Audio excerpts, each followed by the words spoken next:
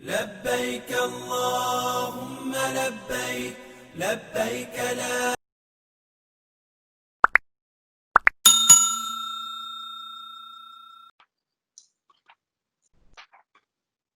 چلیں میں انشاءاللہ تلاوت کر دیتا ہوں پہلی چند آیات کی، اس کے بعد قاسم بھائی انشاءاللہ ہمیں ٹیک اس تھرو۔ اعوذ باللہ من الشیطان الرجیم، بسم اللہ الرحمن الرحیم۔ الف لام میم صاد کتاب انزل الیک فلا یکن فی صدرک حرج منہ لتنذر به وذکری للمؤمنین اتبعوا ما انزل الیکم من ربکم ولا تتبعوا من دونه أولياء قليلا ما تذكرون وكم من قرية أهلكناها فجاءها بأسنا بياتا أو هم قائلون۔ صدق اللہ العظیم۔ جی قاسم بھائی 1 تا 10 انشاءاللہ تمام کیا آپ کا ترجمہ پڑھا دیں۔ بسم اللہ الرحمن الرحیم۔ الف لام میم صاد، یہ ایک کتاب ہے جو تمہاری طرف نازل کی گئی ہے، پس اے نبی تمہارے دل میں اس سے کوئی جھجک نہ ہو۔ اس کے اتارنے والے کی غرض یہ ہے کہ تم اس کے ذریعے سے منکرین کو ڈراؤ اور ایمان لانے والوں کو نصیحت کرو۔ لوگو، جو کچھ تمہارے رب کی طرف سے تم پر نازل کیا گیا ہے اس کی پیروی کرو اور اپنے رب کو چھوڑ کر دوسرے سرپرستوں کی پیروی نہ کرو، مگر تم نصیحت کم ہی مانتے ہو۔ کتنی ہی بستیاں ہیں جنہیں ہم نے ہلاک کر دیا، ان پر ہمارا عذاب اچانک رات کے وقت ٹوٹا یا دن دہاڑے ایسے وقت آیا جب کہ وہ آرام کر رہے تھے، اور جب ہمارا عذاب ان پر آ گیا تو ان کی زبان پر اس کے سوا کوئی صدا نہ تھی کہ واقعی ہم ظالم تھے۔ پس یہ ضرور ہو کر رہنا ہے کہ ہم ان لوگوں سے باز پرس کریں جن کی طرف ہم نے پیغمبر بھیجے ہیں، اور پیغمبروں سے بھی پوچھیں کہ انہوں نے پیغام رسانی کا فرض کہاں تک انجام دیا اور انہیں اس کا کیا جواب ملا۔ پھر ہم خود پورے علم کے ساتھ ساری سرگشت ان کے آگے پیش کر دیں گے۔ آخر ہم کہیں غائب تو نہیں تھے، اور وزن اس روز عین حق ہوگا۔ جن کے پلڑے بھاری ہوں گے وہی فلاح پانے والوں میں ہوں گے، اور جن کے پلڑے ہلکے ہوں گے وہی اپنے آپ کو خسارے میں مبتلا کرنے والے ہوں گے، کیونکہ وہ ہماری آیات کے ساتھ ظالمانہ برتاؤ کرتے تھے۔ ہم نے تمہیں زمین میں اختیارات کے ساتھ بسایا اور تمہارے لیے یہاں سامان زیست فراہم کیا، مگر تم لوگ کم ہی شکر گزار ہوتے ہو۔ جزاک اللہ خیر۔ اعوذ باللہ من الشیطان الرجیم، بسم اللہ الرحمن الرحیم۔ تو اب یہ نئی صورت شروع ہو رہی ہے، سورہ اعراف۔ سورہ اعراف کا جو نام ہے وہ اعراف کے حوالے سے ہے جو ایک آیت میں ذکر ہے۔ اعراف اس جگہ کو کہتے ہیں جو جنت اور جہنم کے درمیان ہے، اونچی جگہ، ہائٹ، جہاں پر وہ لوگ قائم مقام ہوں گے جو نہ تو اتنے اچھے ہوں گے کہ سیدھا جنت میں چلے جائیں اور نہ ہی اتنے برے ہوں گے کہ وہ جہنم کے مستحق ہوں گے۔ لیکن چونکہ جو آیات ہیں اس میں ذکر ہے کہ وہ ویٹ کر رہے ہوں گے، وہ انتظار میں ہوں گے، تو انتظار یہی ہوگا کہ ظاہر سی بات ہے وہ انشاءاللہ جنت میں ہی جائیں گے، بس واللہ عالم۔ لیکن یہ وہ کیٹیگری ہے جو بیچ میں رہنے والے ہوں گے، وہ دوزخیوں میں سے نہیں ہوں گے، وہ ڈائریکٹ جنتیوں میں سے بھی نہیں ہوں گے۔ وہ اس حوالے سے اس سورہ کا نام اعراف ہے کیونکہ ان کا ذکر اس سورہ میں آیا ہے۔ تو یہ جو پہلی آیات ہے، پہلی ہی آیت الف لام میم صاد، یہ حروف مقطعات ہیں۔ ان کے بارے میں ہم سورہ بقرہ میں بھی ذکر کر چکے ہیں کہ جس دور میں قرآن نازل ہوا، چونکہ قرآن ٹکسالی زبان میں نازل ہوا ہے، عربی ٹکسالی زبان، یعنی وہی زبان جو عربی بدو بولا کرتے تھے اور لکھا کرتے تھے، جس زبان سے وہ جو ہے نا معروف تھے۔ تو اس دور میں جو آفیشیل خط لکھے جاتے تھے، سرکاری خطوط لکھے جاتے تھے، ان کی شروعات میں یہ چند الفاظ لکھے جاتے تھے، الف لام میم صاد لام کاف۔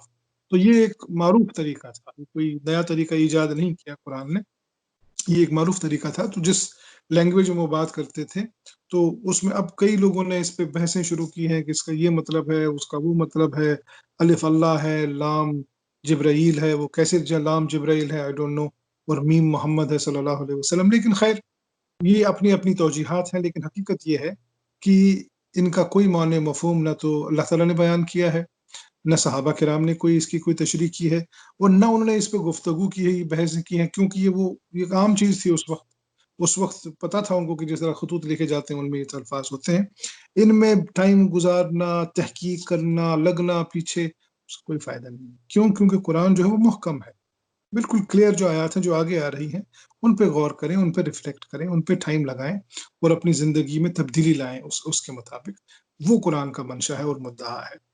کتاب انزل الیک فلا یکن فی صدرک حرج منہ لتنذر بہ وذکری للمؤمنین، یہاں پر خطاب نبی کریم صلی اللہ علیہ وسلم سے ڈائریکٹ، اور ان کی ظاہر سی بات نسبت سے ہم سب بھی اس کے مخاطب ہیں۔ اور اللہ فرما رہے ہیں کتاب انزل الیک، ہم نے یہ کتاب، یہ سورہ نازل کی ہے، یہ کتاب نازل کی ہے آپ پر، فلا یکن فی صدرک حرج، تو آپ اپنے دل میں تنگی محسوس نہ کریں۔ حرج کہتے ہیں تنگی کو، سختی کو، مشکل کو۔ قرآن نے بار بار کہا ہے کہ لا حرج فی دینکم، ہم نے آپ کے دین سے حرج نکال دی، سختی کو نکال دیا، مشکل کو نکال دیا، دین کو یسر بنا دیا، بہت آسان بنا دیا۔ جو شخص بھی دین میں سختی پیدا کرتا ہے وہ قرآن کے پرنسپل کے خلاف جاتا ہے، وہ قرآن کی منشا اور مدعا کے خلاف چلا جاتا ہے۔ اور یہاں پر جو بات کہی جا رہی ہے یہ ذرا ڈیفرنٹ ہے۔ نبی کریم صلی اللہ علیہ وسلم جب دعوت کا کام کر رہے تھے، لوگوں کے سامنے جب آپ دعوت کا کام کرتے ہیں، اور وہ جو لوگ ہم میں سے بھی جو دعوت کا کام کرتے ہیں، جو نان مسلمز کے سامنے بات رکھنا چاہتے ہیں یا بات کرتے ہیں، وہ اس چیز کو بڑی خوبی سے جانتے ہیں کہ یہ کیا مطلب ہے، کیا بیان کیا جا رہا ہے۔ جب آپ نان مسلم سے بات کرتے ہیں یا ایون بورن مسلم سے بھی جن کا ان دین سے کوئی تعلق نہیں ہے، جو تقریباً نفرت کرتے ہیں دین سے انفارچونیٹلی، جب آپ ان سے گفتگو کر رہے ہوتے ہیں، جب آپ ان سے بات کر رہے ہوتے ہیں، تو آپ کئی دفعہ احتیاط برتتے ہیں کہ کیسے کہا جائے، کس طرح سے کہا جائے، اگر میں یہ کہوں گا تو یہ ریاکشن نہ آ جائے ان کی طرف سے، وہ یہ سخت ریاکشن آ جائے گا۔ تو اس حوالے سے کہا جا رہا ہے کہ حرج منہ لتنذر بہ وذکری للمؤمنین، ہم نے یہ کتاب اس لیے نازل کی ہے، یہ قرآن ہم نے اس لیے نازل کی ہے تاکہ تم اپنے دل میں کوئی سختی محسوس نہ کرو، تنگی محسوس نہ کرو دل میں، لتنذر، لوگوں کو وارن کرتے وقت، لوگوں کو اس آگاہ کرتے وقت، لوگوں کو مشکلات، مصائب، اللہ تعالیٰ کے عذاب، جہنم، دوزخ، ان تمام چیزوں سے ان کو آگاہ کرتے وقت تم اپنے دل میں تنگی نہیں، میں کیسے یہ بات کروں، پتہ نہیں یہ بات کیسے اس کو لگے گی، ٹھیک ہے نا، وہ ذکر للمؤمنین۔ اور یہ ایک ریمائنڈر ہے، یہ ایک ذکر ہے، یاد دہانی ہے، یادداشت ہے مومنوں کے لیے۔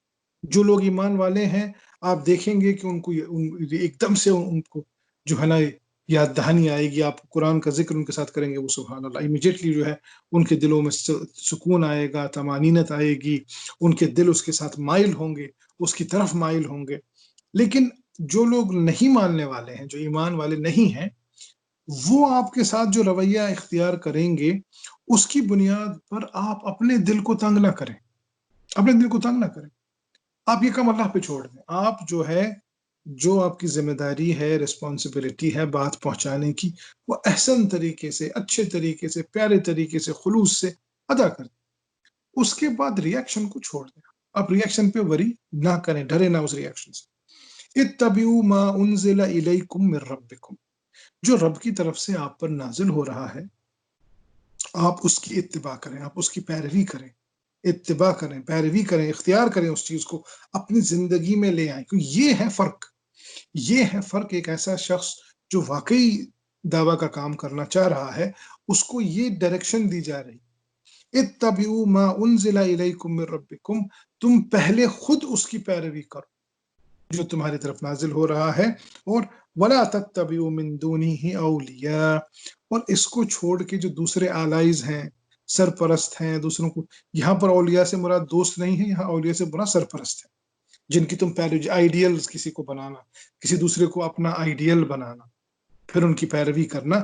کسی دوسرے کو آئیڈیل مت بناؤ، کسی دوسرے کو سرپرست مت بناؤ، کسی دوسرے کو رہنما نہ بناؤ، اسی قرآن کو رہنما بناؤ جو تم پر اللہ کی طرف سے نازل کیا جا رہا ہے، اسی کو رہنما بناؤ، کسی اور کو رہنما مت بناؤ، کسی اور کو لیڈر نہ بناؤ، کسی اور کو آئیڈیل مت بناؤ۔ ما انزل من ربکم قلیلا ما تذکرون، لیکن مصیبت یہ ہے، اللہ تعالیٰ خود اب اس میں نا یہ اللہ کا کامنٹ ہے۔ پہلے تو اللہ تعالیٰ نے کہہ دیا کہ دیکھیں یہ کتاب آپ پر نازل کی گئی ہے، آپ دل میں کوئی تنگی محسوس نہ کریں، آپ کم و کاست یہ پیغام پہنچا دیں لوگوں تک اچھے طریقے سے، یہ نہیں کہ بس تھوپ دے پھینک دے ان پہ، یہ نہیں، ایسا بھی نہیں ہے، احسن طریقے سے اچھے طریقے سے تمام حکمتوں کا لحاظ کرتے ہوئے، لیکن بغیر ڈرے، بغیر کمی پیشی کیے، پورے کا پورا جو دین ہے ان کو بتا دے کہ یہ اللہ نے نازل کیا، یہ اللہ کا کلام ہے، یہ اس طرح سے ریوارڈ اور پنشمنٹ، جزا اور سزا کا قانون اللہ تعالیٰ نے قائم کیا دنیا میں بھی اور آخرت میں۔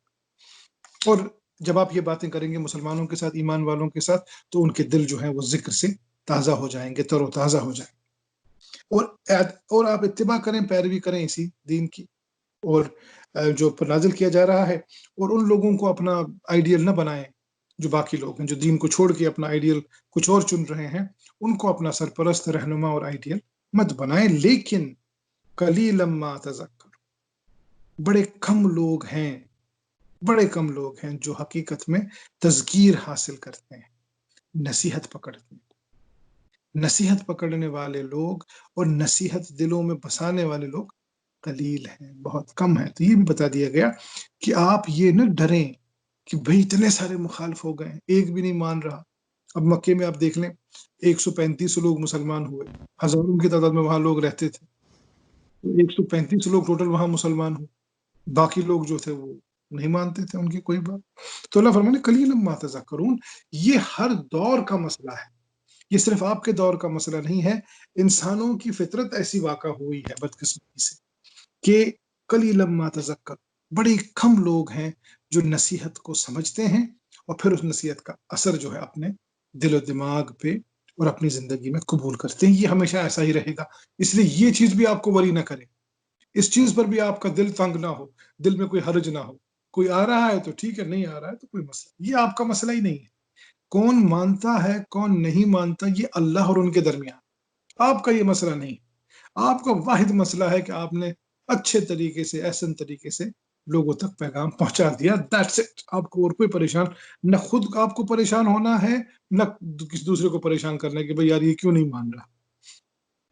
وَكَم مِّن قَرْيَةٍ أَهْلَكْنَاهَا فَجَاءَهَا بَأْسُنَا بَيَاتًا أَوْ هُمْ قَائِلُونَ، اور آپ سے پہلے، ان سے پہلے ہم نے بہت ساری بستیوں کو ختم کر دیا، دونوں حوالوں سے، ایک تو عذاب کے حوالے سے بھی اور دوسرا یہ بھی کہ وہ ٹائم ان کا پورا ہو گیا، ختم ہو گئی۔ ایک دور تھا جس دور میں یہ جو اپنی سویلائزیشن تھی وہ کسی اور کے حوالے تھی، کسی اور کے ہاتھ میں تھی، کوئی اور جو ہے دنیا کے جو خزانے ہیں ان پر قابض تھے۔ نوح علیہ السلام کے زمانے کے بعد جب ساری انسانیت ایک طرف ختم ہو گئی اور پھر صرف نوح علیہ السلام کی اولاد ہی رہ گئی، ان کی اولاد میں سے 3 جو مین ان کے بیٹے تھے، حام، سام اور یافس، انہی کی قومیں چلی، انہی کی قومیں آگے بڑھی۔ حام کی جو تھی وہ افریقن سویلائزیشن تھی، کافی دیر تک افریقن سویلائزیشن، ایریٹریا، صومالیہ، جو آج بیچارے بھوکے ننگے ہیں، وہ راج کرتے تھے، لیڈر بنے ہوئے تھے، وہی بادشاہ تھے، باقی کسی دوسری قوم کو پتہ بھی نہیں تھا کہ منہ کیسے دھونا ہے، اور یہ لوگ راج کرتے تھے، یہ لوگ لگژری میں رہتے تھے۔ اس کے بعد سام کی جو ہے نا جنریشن آئی، ان کو اللہ تعالیٰ نے اقتدار دیا، مڈل ایسٹرن میں بیبیلون، ہرپن کلچر، آپ کا یہ بیبیلون کلچر، پرشین سویلائزیشن، مسلم سویلائزیشن، یہ ساری وہیں کی تھی، وہ سام کی اولاد تھی۔ اس کے بعد اب یافس کی اولاد آئی ہے، یافس کی اولاد میں سے آپ کو یاجوج ماجوج کی جو اولاد ہے وہ چائنیز ہو گئے، وائٹ ریس ہو گئی، آپ کے جو آرینز تھے وہ ریس ہو گئی، وہ یعنی پورا یورپ، امریکہ، چائنا، رشیا، یعنی یہ جو سینٹرل ایشیا کا بیلٹ تھا، قزاقستان، ازبکستان، یہ ساری وہاں سے نکلی ہوئی قوقاز کی ساری قومیں ہیں۔ اب آج ان پہ ان کا قبضہ ہے، ٹرکش قوم ہے، ان کا قبضہ ہے۔ آپ دنیا میں کہیں بھی دیکھ لیں، مسلم قوموں میں سے ایک ہی قوم ہے جو بہادر بھی ہے اور آگے بھی ہے اور کنٹرول بھی ہے، وہ ٹرکی ہے، وہ یاجوج ماجوج کی قوم ہے۔ چائنا یاجوج ماجوج کی قوم ہے، رشیا، چائنا، رشیا، امریکہ، یورپ، ساری یاجوج اب ان پہ قبضہ، ان کا قبضہ ہے۔ تو اللہ فرماتے ہیں کہ جو پہلی قومیں تھی، وَكَم مِّن قَرْيَةٍ أَهْلَكْنَاهَا فَجَاءَهَا بَأْسُنَا بَيَاتًا، جو آپ سے پہلی قومیں تھیں ہم نے ان کو ختم کر دیا، اور ایسے ختم کیا کہ پتہ ہی نہیں چلا کیسے ہوا، وہ دن کی روشنی میں یا رات کی تاریکی، یا وہ سوئے ہوئے تھے، ختم ہو گئے، بالکل ختم ہو گئے۔ وہ یہ سوشیولوجی کا بڑا مشہور مقولہ ہے کہ 2 چیزوں کا کوئی پتہ نہیں کر سکتا، کوئی یہ نہیں کہہ سکتا کہ یہ چیزیں کب ایگزیکٹلی واقع ہوں. ایک یہ کہ ایک بندہ جو سو رہا ہے وہ ایگزیکٹلی کس ٹائم پہ سویا، کب اس کو آنکھ لگی، اور دوسرا کب ایک قوم جو ہے وہ ڈکلائن ہو گئی، گر گئی، ختم ہو گئی، اس کا کسی کو پتہ نہیں چلتا. ہاں آثار آپ کو نظر آتے ہیں، جس طرح آج آپ کو آثار نظر آ رہے ہیں کہ امریکہ کا دور ختم ہو گیا، آپ کو آثار نظر آ رہے ہیں. چائنا کا دور آ رہا ہے، آپ کو اس قسم کے آثار نظر آ رہے ہیں. لیکن ایگزیکٹ کب ختم ہوا اس کا کوئی نہیں بتا سکتا. سوشیولوجی نے یہ بڑا ایک اہم اصول جو ہے نا بتایا ہے. تو یہی اللہ فرما رہے ہیں کہ وَكَمْ مِنْ قَرْيَةٍ أَهْلَكْنَاهَا فَجَاءَهَا بَأْسُنَا بَيَاتًا وَهُمْ قَائِلُونَ. یا تو وہ دل میں بیٹھے ہوئے تھے، مستیاں کر رہے تھے، یا رات میں سوئے ہوئے تو ان کو پتہ بھی نہیں چلا، وہ ختم ہو گئے. کہاں ہے Roman empire? All roads lead to Rome. کہاں ہے؟ کہاں ہے پرشین امپائر؟ کہ جتنی آج میں نے آپ سے پہلے بھی عرض کیا، جتنی آج کی چیزیں ہیں دنیا میں، بڑی بڑی لگژری کی چیز، وہ نام بھی آئے ہوئے ہیں پرشین لینگویج کے. کہاں ہے آج؟ ایران چھوٹا سا ملک پھنسا ہوا ہے، وہ ساری دنیا اس پہ پل پڑی ہے. فما كان دعواهم اذ جاءهم بأسنا الا ان قالوا انا كنا ظالمين. اور پھر جب یہ قومیں ختم ہوئی تو ان قوموں کا ایک ہی پتا تھا وہاں پہ، ہاں یار واقعی یہ ظالم قوم تھی. دیکھیں آپ تاریخ اٹھا کے دیکھیں، یہ جو یہاں پر کہا گیا نا کہ ان لوگوں نے صرف اتنا کہا کہ ہم ظالم تھے، یہ نہیں ہے کہ انہوں نے کہا، انہوں نے چلا کے کہا، نہیں، یہ بلکہ یہ کہا جا رہا ہے کہ قیامت کے دن یہ کہیں گے پھر، ہاں واقعی ہم ظالم تھے. اور دنیا میں بھی اگر آپ ان کی تاریخ پڑھیں آپ تو ہر کوئی گواہی دے گا کہ واقعی یہ ظلم کی وجہ سے ختم، ظلم کی وجہ سے یہ لوگ ختم ہوئے، ورنہ بڑھ رہے تھے. اب امریکہ کی دیکھ لیں، ہمارے سامنے جو مثال، کہاں سیکنڈ ورلڈ وار سے لے کر آج تک، یعنی تقریباً 90s تک، سیکنڈ ورلڈ وار سے لے کر 90s تک انہوں نے حالانکہ اٹیک بھی کیے، لوگوں پہ جنگیں بھی کی، لیکن ایک میلٹنگ پاٹ بنا ہوا تھا امریکہ. ہر کوئی نئی ایجاد، تحقیق، ریسرچ، چاہے میڈیسن ہو، ٹیکنالوجی، جہاں کہ آپ کو جانا ہو امریکہ واز دا ڈیسٹنی. اور جب تک وہ تھا اللہ تعالیٰ نے ان کو بڑھایا. اور 80s کے بعد ختم. 80s کے بعد ان کا ڈکلائن شروع ہوا. اب ریسرچ وہاں کچھ نہیں ہوتی، وہاں تحقیق کچھ نہیں ہوتی، لوگوں کو ویلکم نہیں کرتے، دھتکارتے ہیں، دور یہ تم یہاں کے ہو، امریکن نہیں ہو، امریکن لائف ہے، نان امریکن لائف. آج حالت یہ ہے کہ ٹرمپ جو وہاں کا پریزیڈنٹ ہے، کسی زمانے میں امریکن پریزیڈنٹ کی کوئی ویلیو ہوتی تھی، آج تو جو لوگوں کے اپنے کتے کی ویلیو ہے وہ ویلیو بھی نہیں ہے ٹرمپ کی، جو امریکہ کا پریزیڈنٹ. مذاق بنا ہوا ہے ہر، نہ صرف سوشل میڈیا پہ، مین میڈیا پہ مذاق ہے. ٹرمپ کا نام آتے ہی مذاق، لوگ ہنسنا شروع کر دیتے ہیں، بھائی ٹرمپ آ گیا. تو یہ قوموں کی نشانی ہوتی ہے. قوموں کی جو لیڈر ہوتے ہیں ان کا فیس ہوتا ہے، اس سے پہچانا جاتا ہے یہ قوم ہے، یہ اس طرح کی جو چیز ہے، یہ لوگ ہیں کہ جن کو دیکھ کر باقی عوام جو ہے ان میں ایک نئی لہر دوڑ جاتی ہے کہ ہاں واقعی یہ اس قسم کا لیڈر ہے، اس قسم کی سوچ ہے، اس قسم کی چیزیں. ٹرمپ کا نام آتی ہے، ہنسی، مذاق، جوک، پورا ملک جوک بنا ہوا ہے، پوری کنٹری جوک بنی ہوئی، ختم ہو چکا ہے. اب اس کی کوئی ویلیو نہیں ہے.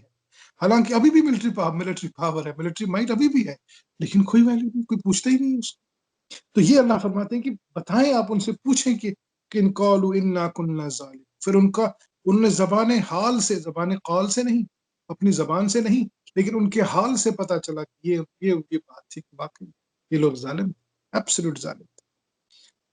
فَلَنَقُصَّنَّ عَلَيْهِمْ بِعِلْمٍ وَمَا كُنَّا غَائِبِينَ. Sorry. فَلَنَسْأَلَنَّ الَّذِينَ أُرْسِلَ إِلَيْهِمْ وَلَنَسْأَلَنَّ الْمُرْسَلِينَ.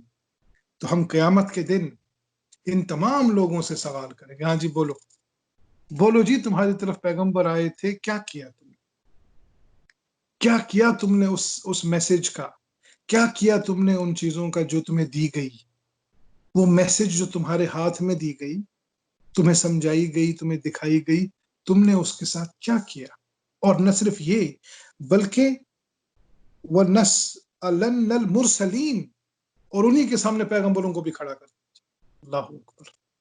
کہ بتاؤ تم نے یہ میسج دی یا نہیں دی؟ پہلی بات یہ.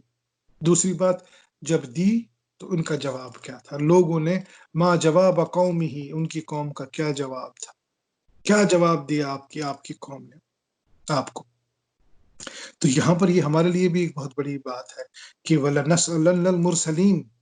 کہ جو رسالہ پہنچانے والے لوگ ہیں، جو میسج پہنچانے والے لوگ ہیں، ہم میں سے جتنے، ہم سب کی ذمہ داری ہے اس ملک میں بار بار یہ بات زور دے کر کہتا ہوں جہاں کہیں بھی مجھے موقع ملتا ہے کہ ہم اس قوم میں رہ رہے ہیں، اس ملک میں رہ رہے ہیں، ہماری رہنے کی وجہ صرف ایک ہے، اس جائز وجہ جو میں کہہ رہا ہوں وہ ہے دعویٰ کا کام کرنا، یہ میسج پہنچانا. اور یہ سوال ہم سب سے انڈیویجولی ہوگا، کلیکٹیولی نہیں ہوگا ہم سے. یہ نہ آپ سمجھیں کہ کلیکٹیو ہاں جی فلانے صاحب اور فلانے صاحب ہیں، مولوی صاحب کرتے تھے، امام صاحب درس دیتے تھے. یہاں کس کو آپ میسج دے رہے ہیں؟ کسے آپ میسج دے؟ ہمیں کل ہماری ایک اچھی خاصی یہاں کی آرگنائزیشن ہے، ریلیف آرگنائزیشن ہے ایک، انہوں نے کانٹیکٹ کیا اور کہا یہ جی کتابیں ہیں، آپ رکھ لیں اپنے ساتھ، یہ دعویٰ کی کتاب. میں نے کہا بہت اچھی بات ہے، یہ تو بہت ہی اچھی بات ہے، الحمدللہ آپ بھی دعویٰ کا ہمیں ساتھ دے رہے ہیں. دس از ایکسلنٹ. کیا کتاب ہے جی؟ صبح میں کتنے اذکار پڑھیں، نماز کے بعد کون سے اذکار پڑھیں. اچھا جی یہ بتائیں کہ شیطان سے بچنے کا طریقہ کیا ہے. ٹھیک ہے، یہ دعویٰ کی کتابیں کہاں سے ہوگا بھائی؟ ایک بندے کو اللہ کا نام نہیں پتا، ایک بندے کو جو ایتھزم میں گھسا ہوا ہے، آپ اسے کہنے صبح کی نماز کے بعد کون سی اذکار پڑھیں گا. میں اس کو سمجھاتے سمجھاتے تھک گیا کہ یار یہ دعویٰ کی کتابیں نہیں ہیں، لیکن وہ نہ سمجھے، کہنے پہ نہیں یہ دعویٰ آپ دیکھیں انسان کا روح بدل جائے گی، دن بدل. اچھا ٹھیک ہے، میں بھیج دیں مجھے 2-3 کتابیں، میں چند مسلم جو ہیں ان میں دے دوں گا. لیکن دعویٰ یہ نہیں ہے. دعویٰ کی رسپانسبلٹی انڈیویجول رسپانسبلٹی ہے، جس میں اس ملک میں میں بات کر رہا ہوں کہ یہاں پر ہر شخص جو یہاں رہتا ہے اسے کسی نہ کسی حوالے سے کہیں نہ کہیں پہنچ کے دعویٰ کا کام ڈیفینیٹلی کرنا ہے کہ بھئی یہ کام ہے جو آپ کو کرنا ہے. فَلَنَقُصَّنَّ عَلَيْهِمْ بِعِلْمٍ وَمَا كُنَّا غَائِبِينَ. اور پھر ہم تمہیں بتائیں گے سارے قصے، نقص، سارے قصے، ساری سٹوریز، پوری کی پوری پکچر آپ کو بتائیں گے. اللہ فرما رہے میں قیامت کے دن ساری چیزیں آپ کو بتاؤں گا. علم، یہ نہیں تمہاری طرح جس طرح تم دنیا میں آج زندگی گزار رہے ہو بغیر علم کے، ایسے یہاں پہ ایسا ہے یا ویسا ہے، مانے نہیں مانے، کوئی مان رہا ہے کوئی نہیں مان رہا ہے، اپنی منمانی کر رہے ہیں، اپنی جو دل میں آئے وہ بات مانی، جو دل میں نہ آئے وہ نہ مانی. اس بنیاد پہ نہیں، بعلم، علم کی بنیاد پہ ایک ایک چیز ریکارڈ کی گئی ہوگی. کیوں؟ وما کننا غائبین، ہم کہیں غائب نہیں تھے تمہاری زندگیوں سے، ہم تمہاری زندگی میں موجود تھے. اللہ نے یہ جو 2 فرشتے رکھے ہوئے ہیں وہ تو لکھنے کے ساتھ ساتھ ہیں ہی، ان کے علاوہ بھی اللہ فرمانے میں موجود تھا تمہارے ساتھ، میں تمہارے ساتھ موجود تھا اپنی علم کی بنیاد پر. علم کی بنیاد پہ اللہ جسے قرآن میں فرماتے ہیں کہ 2 لوگ ہوں، 3 لوگ ہوں، 4 لوگ ہوں، 5واں اللہ ان کے ساتھ ہے، چاہے اس سے کم ہو چاہے اس سے زیادہ ہو. اللہ کا علم، اللہ کے علم کی بنیاد پر وہ وہاں موجود ہے، وہ اپنے علم کی بنیاد پر ہر جگہ موجود ہے. تو اللہ فرماتے ہیں کہ فَلَنَقُصَّنَّ عَلَيْهِمْ بِعِلْمٍ وَمَا كُنَّا غَائِبِينَ. تو ہم تمہیں سارے قصے سنائیں گے. پھر ہم تمہیں قیامت کے دن یہ ساری جو سٹوریز ہیں نا، ساری کہانیاں، کون کیا کرتا تھا، کیسے کرتا تھا، کس سیولائزیشن نے کیا کیا، کس کمیونٹی نے کیا کیا، کس شخص نے کیا کیا، کمیونٹی لیول پر بھی ساری بتائیں، ساری کہانیاں تمہیں بتائیں گے، اور لوکل لیول پر، انڈیویجول لیول پر، ہر لیول پر تمہیں بتائیں، ہر سطح پر تمہاری جو ہے بات کو ہم کھول کے بتائیں گے. وما کننا غائبین، اور تمہیں پتہ چل جائے گا کہ ہم غائب کہیں نہیں تھے. پورے علم کی بنیاد پہ ساری چیزیں ریکارڈ ہو رہی تھی، سب چیزیں ہم جمع کر رہے تھے، اور آج تمہارے سامنے سارا دفتر موجود ہے. دیکھو یہ تم نے کیا، اب تم خود بتاؤ تم کس چیز کے مستحق ہو، سزا کے مستحق ہو یا جزا کے مستحق ہو، خود فیصلہ کرو. والوزن یومئذ الحق، اور اس دن یہ کہا جائے گا لوگوں سے کہ آج جو وزن ہے نا، آج وزن صرف حق کا ہے.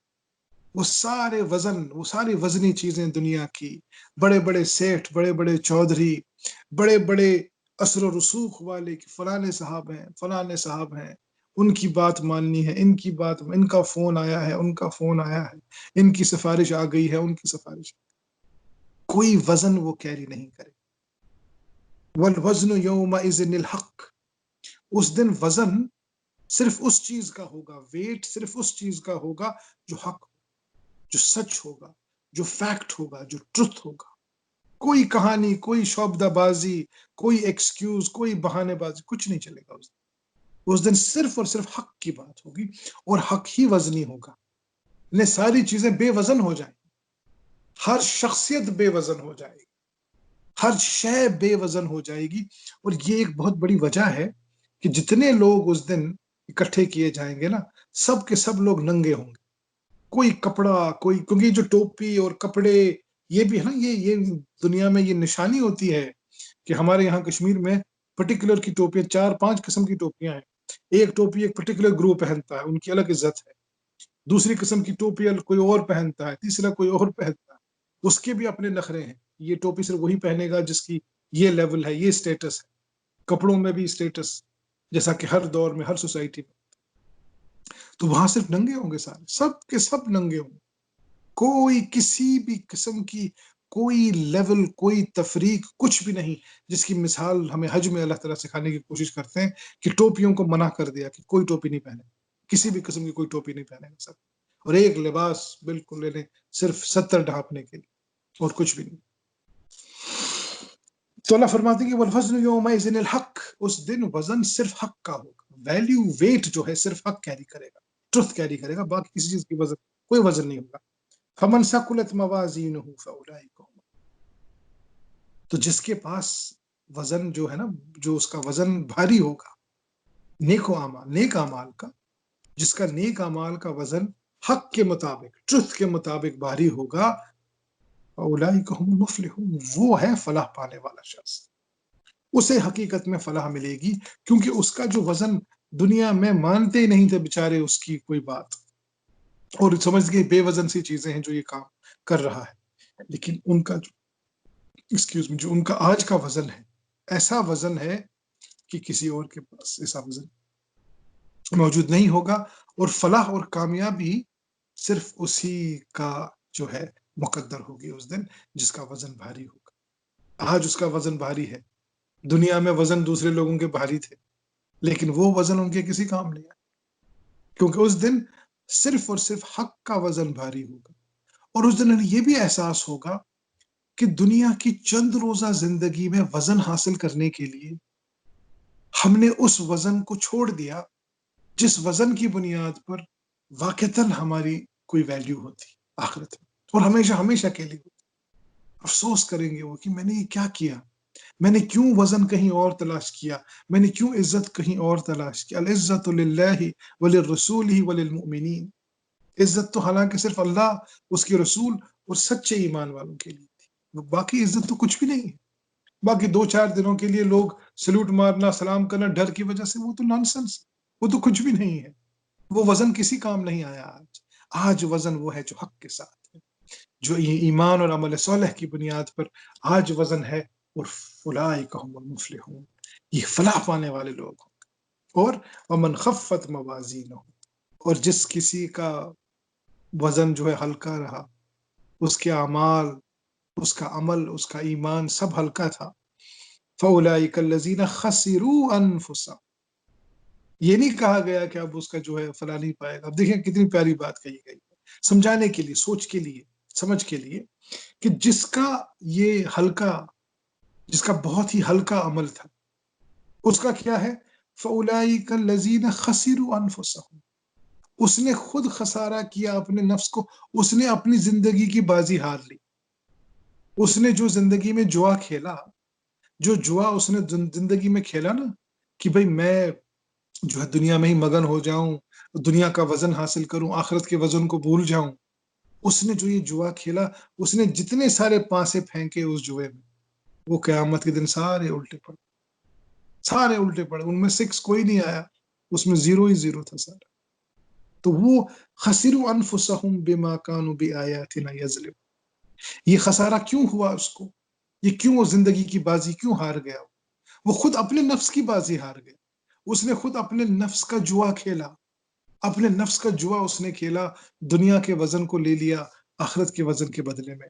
اور جب پاسے قیامت کے دن پھینکے گئے تو اس میں اس کا وزن 0 تھا، کچھ بھی نہیں تھا، کوئی حاصل نہیں تھا اس کا. خسروا انفسهم، اپنے نفس کو اس نے ہار دیا اس جوئے میں. بما كانوا بآياتنا يظلمون، اور کیوں ہارا؟ کیونکہ وہ میری آیات، اللہ کی آیات، اللہ کی نشانیوں کے ساتھ ظلم کرتا تھا. کیا مطلب ہے آیات کے ساتھ ظلم کرتا تھا؟ یعنی اگر کوئی شخص اس کو بلاتا آیات کی طرف، اللہ تعالیٰ کے احکام کی طرف، انکار کر دیتا. اگر اللہ تعالیٰ کی آیات اس کو سنائی جاتی تو ان کو یا تو کہانیاں سمجھتا، گالیاں دیتا، یا زندگی میں جو معاملات ہوتے ہیں، جو آیات نشانیاں ہمارے سامنے آ جاتی ہیں حالات کی وجہ سے. آج پینڈیمک کا جو بڑا مسئلہ آیا ہوا ہے، یہ حالات ہیں، یہ آیات ہیں اللہ تعالیٰ کی، یہ نشانیاں ہیں کہ ہم جاگیں، ہم سوچیں اس بارے میں، ہم اپنی زندگیوں کو تبدیل کریں، اندر سے تبدیل کریں، اپنے دلوں کو تبدیل کریں، جاگ جائیں، اللہ رب العزت کو سمجھیں، اس کی کریمی کی، اس کی عظمت کو. بما کانوا بآیاتنا یظلمون. لیکن یہ شخص جو ہے، اس نے اپنی زندگی کا جوا جو ہے وہ کھو دیا. اس نے یہ بڑا ہی برا جواری نکلا. اس نے ایک ایسا جوا کھیلا کہ جس کا صرف خاتمہ ظلم پر ہی تھا. اور ظلم کی وجہ، جیسا پہلے بھی اللہ نے کہا نا آیات میں، کہ جب وہ آخرت میں پکڑے گئے، جب عذاب میں پکڑے گئے دنیا میں بھی، تو انہوں نے کہا انا کننا ظالمون، خود اقرار کیا کہ ہاں واقعی ہم ظالم تھے، ہم ظلم کرتے تھے. یہاں پر یہی بات سمجھائی جا رہی ہے، خسروا انفسهم بما كانوا بآياتنا يظلمون. اس نے اپنے نفس کو ہار لیا، نفس کو خسارے میں ڈال دیا، اس وجہ سے کہ وہ ظلم کرتا تھا اللہ تعالیٰ کی نشانیوں کے ساتھ. مختلف قسم کی نشانیاں، جس قسم کی نشانی اس کے پاس آتی ہے، قرآن کی شکل میں چاہے نشانی آتی، لوگوں کی شکل میں کہ وہ اسے دعوت کا کام کرتے، یا پھر حالات و واقعات اس کی زندگی میں ایسے آتے کہ اس کو جھنجھوڑتے، اسے دوبارہ اللہ کی طرف متوجہ کرتے، لیکن وہ نہیں سنتا. وہ انسنی کر دیتا، وہ آنکھیں بند کر دیتا، کان بند کر دیتا. اولئک کالانعام بل هم اضل. آنکھیں نہ، وہ جانوروں کی صورت اختیار کرتا، بلکہ ان سے بھی بدتر. وَلَقَدْ مَكَّنَّاكُمْ فِي الْأَرْضِ وَجَعَلْنَا لَكُمْ فِيهَا مَعَائِشَ. اگلی آیت میں اللہ فرماتے ہیں وَلَقَدْ مَكَّنَّاكُمْ، آج تم زندگی گزار رہے. یہ تو پہلے ذکر کیا نا کہ جو باقی لوگ پہلے گئے تھے انہوں نے زندگی گزاری، عذاب لیا اور ختم ہو گئے، اور قیامت کے دن کیا ہو. اب کہا جا رہا ہے ہم سے جو لوگ آج زندہ ہیں دنیا میں، وَلَقَدْ مَكَّنَّاكُمْ فِي الْأَرْضِ، ہم نے تمہیں زمین میں تمہارے پاؤں جما دیے ہیں. آج تم زندہ ہو، جو لوگ زندہ ہیں آج، جن کی آج زندگی، آپ اور میں، مکنا فی آپ کی زمین میں پاؤں ہم نے جما دیے ہوں. اور وجعلنا لکم فیہا معایش، آپ کی اکانومی آپ کو دے دی ہے، مختلف لیول کی اکانومی، ایک کو اسٹرانگ دی ہے، ایک کو کمزور دی ہے، سب کو دی ہے. آپ کے پاس مال ہے، دولت ہے، زندگی ہے. سب سے امپورٹنٹ سرمایہ، آپ آج زندہ ہیں، آپ کے پاس زندگی ہے، آپ اس زندگی کا استعمال کر سکتے ہیں. ہم نے آپ کو جگہ دی ہوئی ہے، آپ کو ہم نے اسٹیبلش کیا. مکنہم فی الارض کہتے ہیں کسی چیز کو جمع دینا، جگہ دے دینا. آپ کے پاس گھر ہونا، مکان ہونا، رہن سہن کا طریقہ ہونا، کلچر ہونا، سوسائٹی ہونا، سویلائزیشن ہونا، تہذیب، تمدن، معاشرہ، معاشرت، معیشت، ان تمام چیزوں کو کہتے ہیں وجعلنا لکم فیہا معایش مکنہم فی الارض. ہم نے تمہیں جمع دیا ہے، تمہارا کلچر ہے، تہذیب ہے، سوسائٹی ہے، لوگ ہیں، خاندان ہے، تمہارے بیوی بچے ہیں، جتنے سارے لوگ ہیں، دوست احباب ہیں، یہ سب تمہارے لیے جائے پناہ ہے، جائے قرار ہے، تمہیں جنہیں جمع دیا گیا ہے. اور وجعلناکم فیہا معایش، اور معاش بھی پیدا کر دیا گیا ہے، اکانومی بھی تمہارے رکھ دی ہے. پھر قلیلا ما تشکرون، لیکن پہلے کہا گیا تھا قلیلا ما تذکرون، کہ جب باتیں بیان کی جاتی ہیں، جب تاریخ حقیقت میں حقیقی تاریخ لوگوں کے سامنے رکھی جاتی ہے، بہت کم لوگ ہیں جو اسے نصیحت پکڑے. اب یہاں پر جو تم کو دیا جاتا ہے، یعنی جب لوگ زندہ ہوتے ہیں، جب ان کے پاس موقع ہوتا ہے، جب وہ مکنہم فی الارض ہوتے ہیں، ان کے پاس پاور بھی ہے، اتھارٹی بھی ہے، تہذیب بھی، تمدن بھی، لوگ بھی، اسٹیٹس بھی، اور معاش بھی، معیشت بھی، اکانومی بھی، جب یہ چیزیں ہوتی ہیں نا جو آج ہم سب لوگوں کے پاس ہیں، اللہ ہم سے بات کر رہا ہے قلیلا ما تشکر، اس وقت تم بہت کم شکر ادا کرتے، بہت کم شکر ادا. شکر کا کیا مطلب ہے؟ میں پہلے بھی عرض کر چکا ہوں، اپنی جو ہماری جمعہ کی کلاس ہوتی ہے اور جو ٹیوزڈے کلاس بھی ہوتی ہے. شکر جو ہے، شکر کا لفظ جو ہے اصل میں تشکر کہتے ہیں کسی چیز کو کھول دینا، کسی چیز کو ظاہر کر دینا. شکر جو ہے وہ کفر کا ضد ہے، کفر کی ضد ہے، یہ کفر کا اپوزٹ ہے، ضد ہے کفر کی. کفر کہتے ہیں کسی چیز کو چھپانا اور ریجیکٹ کرنا، دو چیزیں ہیں کفر میں. کفر یعنی کفران نعمت، یعنی ناشکری کرنا، اور چھپانا اور یہ ہٹانا اور ریجیکٹ کرنا وہ ایمان کے حوالے سے. شکر جو ہے وہ ہے ماننا، ایکسپٹ ایک، اور دوسرا ظاہر کرنا، اس کا اظہار کرنا کہ یار الحمدللہ اللہ تعالیٰ کا لاکھ شکر، یہ ساری چیزیں. تو یہاں پر جو بات کہی گئی نا کہ تمہارا معاشرہ بھی ہے، تمہاری ہر چیزیں ہیں، قلیلا ما تشکر. شکر 3 طریقے سے ہوتا ہے.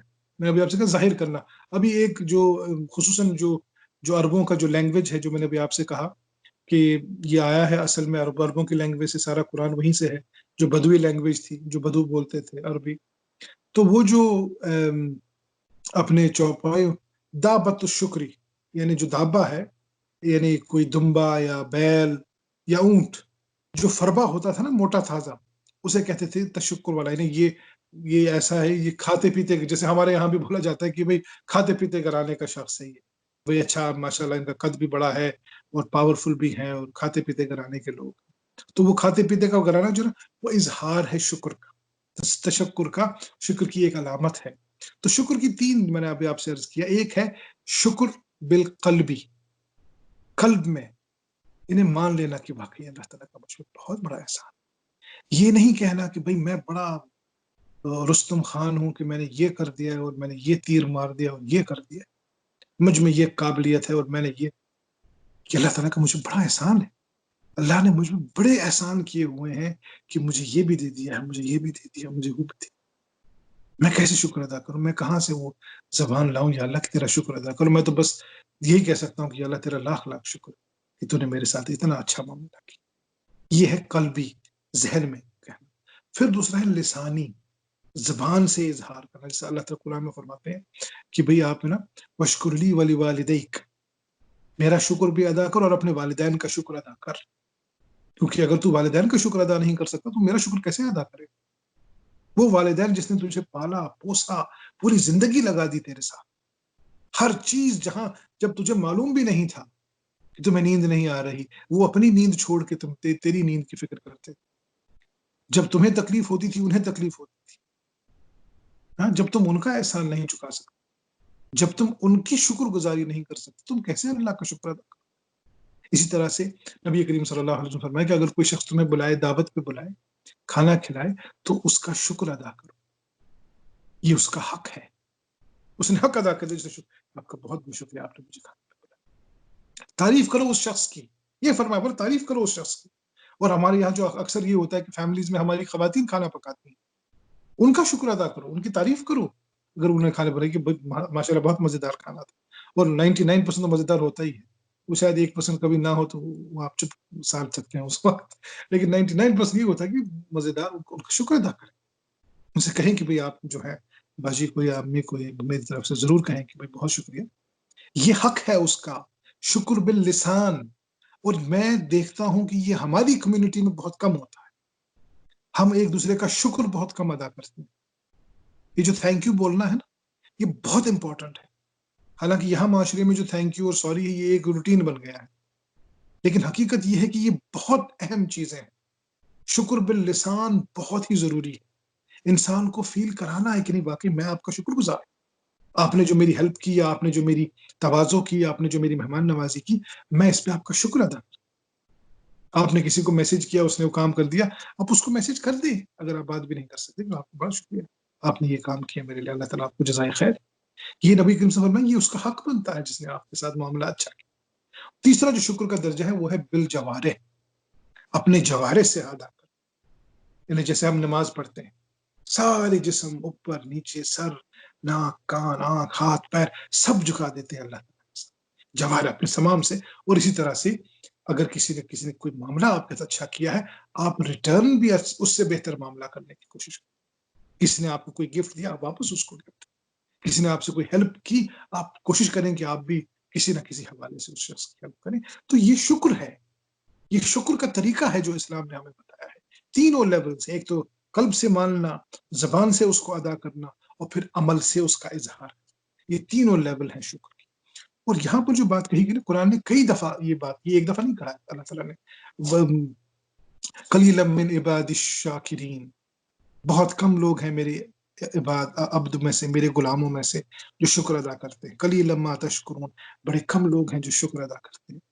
تمام علماء کا یہ ماننا ہے کہ شکر جو ہے نا، تینوں لیول پہ شکر کرنا سب سے مشکل کام، بہت مشکل کام ہے شکر ادا کرنا. اللہ کا شکر ادا کرنا آسان ہے، انسانوں کا شکر ادا کرنا بڑا مشکل ہے۔ کیوں؟ کیونکہ انسانوں میں جو لیول ہوتی ہے، انسانوں میں کبھی یہ نہیں ہوتا کہ 100% ٹھیک ہے، کبھی سوال ہی پیدا نہیں ہوتا، جو کہتا ہے جھوٹا ہے۔ انسانوں میں ہمیشہ کہیں نہ کسی نہ کسی لیول سے کوئی نہ کوئی فالٹ ہوتا ہے، اور اس فالٹ کے باوجود اس بندے کا شکر ادا کرنا، جس بندے نے آپ نے اچھا معاملہ کیا، کئی دفعہ بڑا مشکل ہو جاتا ہے۔ قرآن نے، یہ میں آپ کو ایک مثال بتا رہا ہوں، قرآن نے 25 پیغمبروں کا ذکر کیا ہے، اور 25 کے 25 پیغمبروں کے حوالے سے بہت ساری خصوصیات بیان کی ہیں، اس پیغمبر نے یہ کیا، اس پیغمبر میں یہ تھا۔ صرف 2 پیغمبروں کے بارے میں کہا گیا کہ وہ شکر گزار تھے۔ تشکیر کا جو شکر کا لفظ ہے نا، صرف 2 پیغمبروں کے بارے میں کہا، ابراہیم علیہ السلام اور نوح علیہ السلام، باقی کسی پیغمبر کے بارے میں شکر کا لفظ استعمال نہیں ہوا۔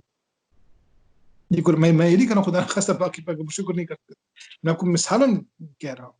جیسے اناب کا لفظ ہے، لوٹنے والا، یہ لفظ جو ہے نا، وہ ہمیشہ اناب تھا، انہ اواب، لوٹنے والا، توبہ کرنے والا، یہ ہر پیغمبر کے لیے استعمال ہوا۔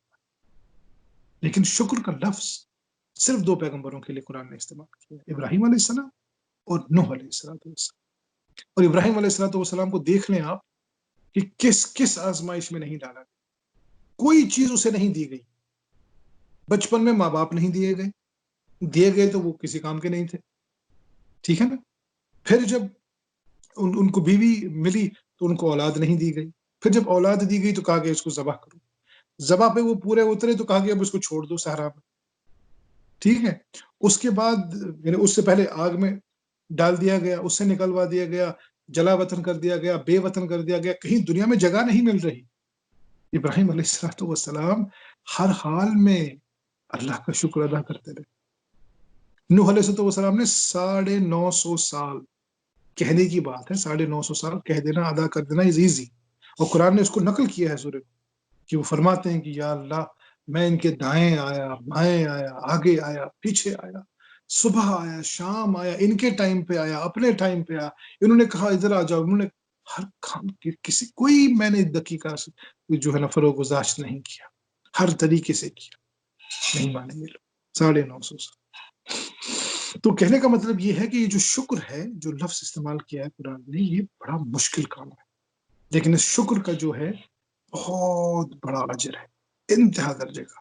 صبر اور شکر یہ 2 ایسی چیزیں ہیں، اگر کسی شخص کو مل جائے نا، 100% تو ظاہر سی بات ہے بڑا مشکل ہے، لیکن اگر اس کا ایک حصہ بھی انسان کو مل جائے، صبر کرنا اور شکر کرنا، یہ انسان کی زندگی کو آسان کرنے کا فارمولا ہے۔ آپ کی پوری زندگی کو آسان کرنے کا اگر فارمولا ہے نا، صبر اور شکر، تکالیف پہ صبر کرنا اور نعمتوں کا شکر ادا کرنا، انسانوں کا شکر ادا کرنا، یہ بڑی امپورٹنٹ چیز ہے۔ انسانوں کا شکر، قرآن نے بار بار یہ لفظ استعمال کیا ہے شکر کا، اور یہ بھی فرمایا قلیلا ما تشکرون، بڑا مشکل کام ہے، بہت کم لوگ ہوتے ہیں تم میں سے جو واقعی شکر ادا کرتے ہیں اللہ کا۔ اللہ سے دعا ہے کہ انشاءاللہ وہ ہمیں ان تمام آیات کو سمجھنے اور ان پر عمل کی توفیق عطا فرمائے۔ اور کوئی سوال ہو، کوئی کویشچن ہو، کوئی کامنٹ ہو، پلیز۔ لبيك الله